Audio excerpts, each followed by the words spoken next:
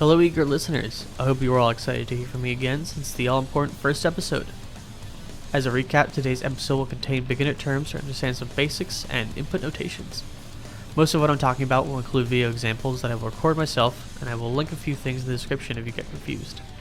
This may be overwhelming for beginners, so I'll try to be concise and not to use so many terms to explain myself.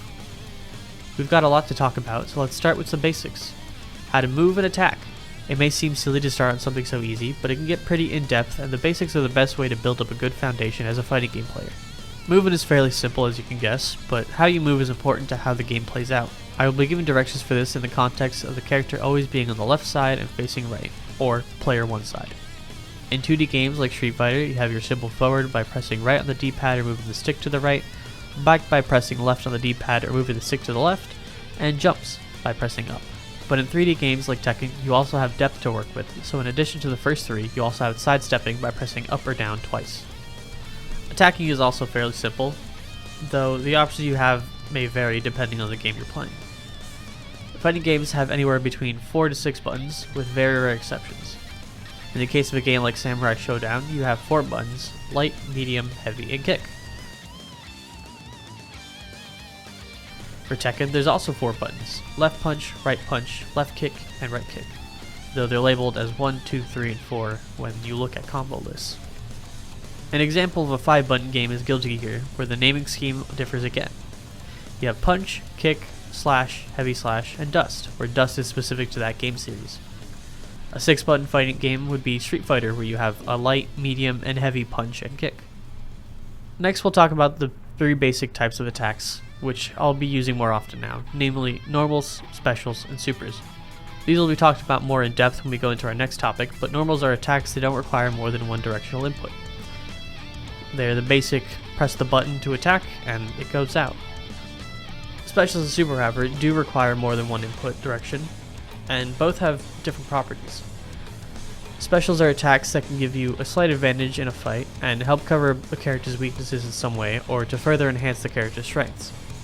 Supers are equally unique to a character like specials, however they are only usable when a player gains enough meter to use them, but they're very powerful and used to end combos and to finish off your opponent quickly.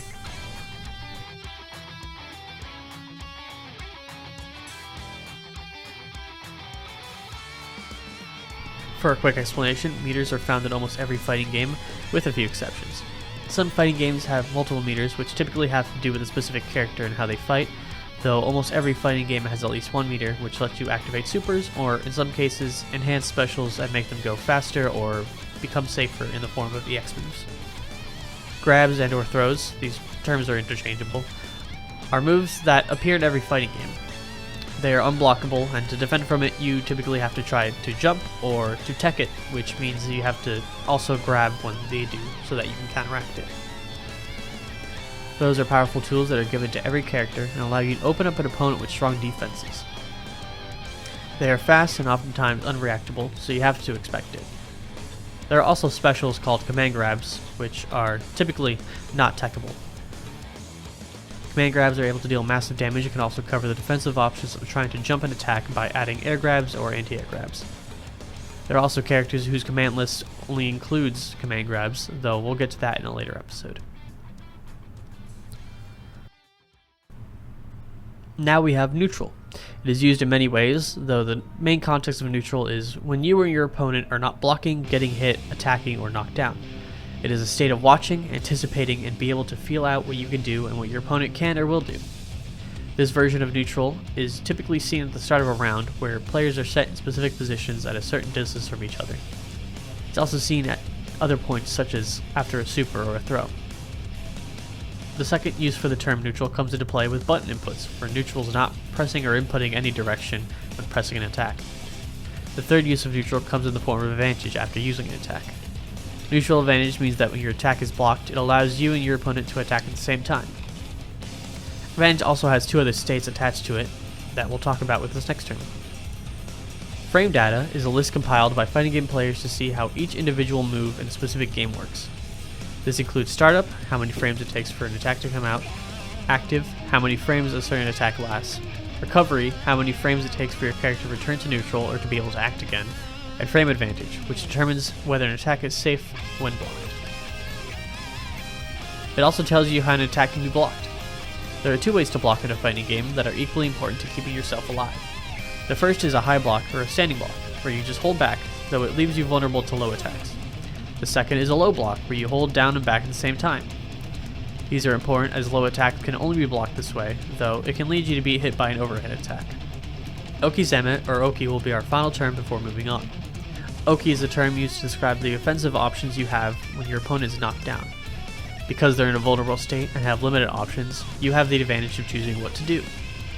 This includes grabbing, using a Oki is similar to neutral, as you are playing mind games with a person and testing what they can or will do, while also planning out your own route of attack. This and neutral are two ideas that will take some time getting used to and will be kind of difficult to practice, but they will definitely help you keep the lead, or if you're behind, take the lead back. Input notation is our next topic, and it is a system used to denote directional inputs. A good reference is to look at the 3x3 number pad on your keyboard. When talking about input notation, it is assumed that you are on the player 1 side or that your character is facing right. This makes it easier to read combos or to look at special and super inputs that are written out this way. Up first, let's talk about normal notation and what each input means when you refer to the number pad image. 5 is a neutral input, which is referring to our second use of the term neutral, where no directions are inputted and your character is standing idly. 6 is forward and is pressed on its own to walk or run towards the side of the screen you're facing. 4 is back and is used to walk back, backdash, which gives you some invulnerability at the start of it, or block incoming normals when holding it. When running, the input would be written out as 6-6, and when doing a backdash, the input would be 4-4. 7, 8, and 9 are all directional inputs used to jump. 7 is pressed when jumping back, 8 is pressed when jumping straight up, and 9 is pressed when jumping forward. Jumping is a somewhat dangerous tactic at times since it leaves you vulnerable to certain attacks, but if your opponent isn't ready, it'll give you some slight advantage in the fight. Jumping back can also be kind of defensive, as you can throw out an attack as someone is approaching and catch them off guard. 1, 2, and 3 are inputs to crouch. Crouching allows you to use low-hitting attacks and to block low-hitting attacks, depending on the input. 1 is used to block lows, so you're holding both down and back, while 2 and 3 are used to crouch and attack, with each one activating different attacks. Next are the special notations, which are more advanced as they require you to input multiple directions in a row to successfully be able to use a special attack or super. 2, 3, 6, or 2, 1, 4 is what's commonly known as a quarter circle forward or back, respectively. These are the most basic inputs that are found in nearly all fighting games.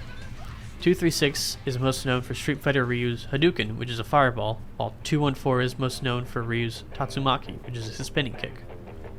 Despite what they're most known for, these inputs have been used for other purposes aside from projectile and a kick.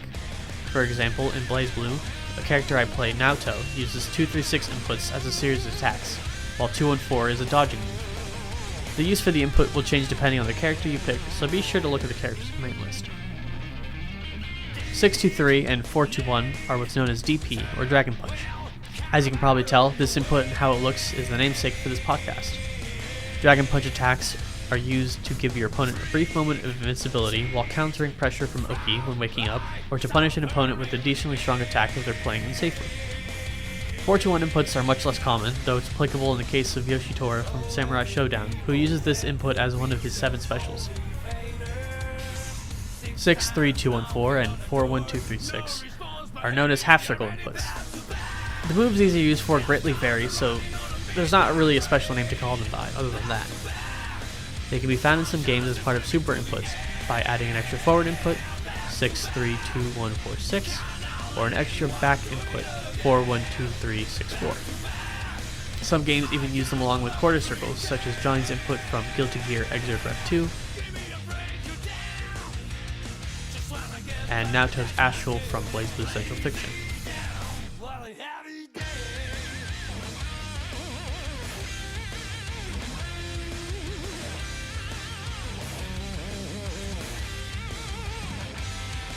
Two 8 and 4, 6 are known as charge inputs. This name comes from the fact that you have to charge the special by holding the first button for a certain amount of frames before pressing the second button and then attacking. 2-8 is known as a flash kick, a substitute for a dragon punch in a charge character's command list, and 4-6 is known as a sonic boom, a substitute for a Hadouken in the charge character's command list. I will go more into detail about charge characters in a later episode, but both of the names these inputs go by come from a Street Fighter character named Guile, who I used in the examples. There's also a case for a character using an 8-2 motion, though it's rare to find those in most games since most charged characters like to stay grounded. Our last special input will be 63214-789, a 360 input. These are commonly found in grappler characters, which I will talk about later, along with charged characters. 360s are fairly difficult to pull off, but they typically have a fairly good payoff in the form of high damage. Some games like to torture you and include 720s by having you do the entire input twice before pressing a button. It took me a couple dozen tries to get this example, and now my thumb is really sore and my head is spinning.